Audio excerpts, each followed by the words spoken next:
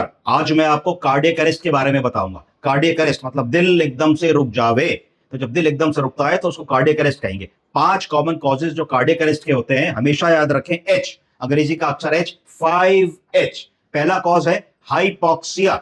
Hypoxia का मतलब है कि ऑक्सीजन अगर कम हो जाएगी बॉडी में, ऑक्सीजन का लेवल ड्रॉप करेगा, चाहे वो पानी में डूबने से ड्रॉप करे, चाहे अस्थमा के सीओपीडी के मरीज में ड्रॉप करे, चोकिंग की वजह से ड्रॉप करे, या लंग की कोई इलनेस हो, तो उसमें सडनली हाइपोक्सिया होगा, ऑक्सीजन का लेवल रुकेगा और हमारा कार्डियक अरेस्ट हो सकता है। इसमें तुरंत हमको अविलंब ऑक्सीजन देनी है, एयरवे को क्लियर करना है। कई बार होता है दांत टूट गया, एक्सीडेंट हुआ, टंग फॉल हो गई, उसको करना है। और अगर हो सके तो लेटरल करवट लिटा देना है कि जिससे जो भी कोई चोकिंग वगैरह मुंह का कोई कंटेंट है तो साइड में निकल जाए।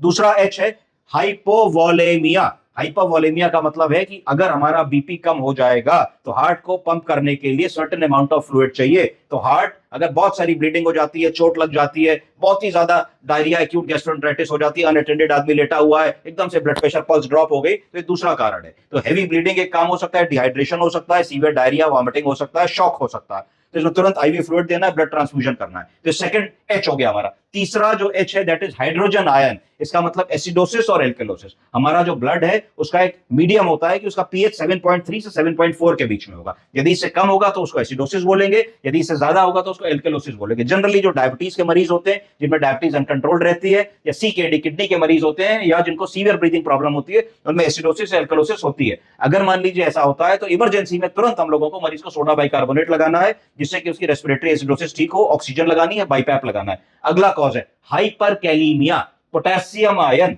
अगर कम होगा तो भी नुकसान है, ज्यादा होगा तो भी नुकसान है। पोटेशियम हमारी हार्ट की गति को नॉर्मली बीट कराने में बहुत इंपॉर्टेंट रोल प्ले करता है।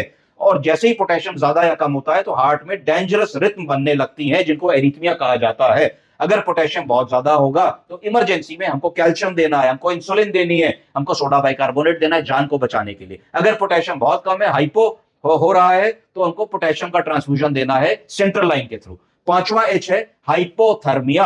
हाइपोथर्मिया का मतलब है लो बॉडी टेम्परेचर। अगर किसी कारण से लो बॉडी टेम्परेचर हो रहा है तो हार्ट भी धीरे धीरे स्लो डाउन होगा और हार्ट रुक भी सकता है। ऐसा अगर कोई, हमने सुना होगा कि बहुत ठंड के ठुठुरे दिनों में कोई सड़क पे लोग जो रह रहे हैं उनके पास स्थान नहीं है, लेटे लेटे वो चल बसे, तो प्रोबेबली वो एक ऐसा कारण होता है। यदि ऐसी इमरजेंसी आती है तो उनको हीट ब्लैंकेट देनी होती है, बॉडी टेम्परेचर को वार्म करना होता है, आईवी फ्लूइड वार्म करके चलाने होते हैं। तो 5H मैं एक बार फिर से रिपीट करूंगा हार्ट रुकने के, कार्डियक अरेस्ट होने के। सबसे पहला हाइपोक्सिया, हाइपोवोलेमिया, हाइड्रोजन आयन मतलब एसिडोसिस, हाइपरकैलीमिया और हाइपोथर्मिया। याद रखें 5H। धन्यवाद।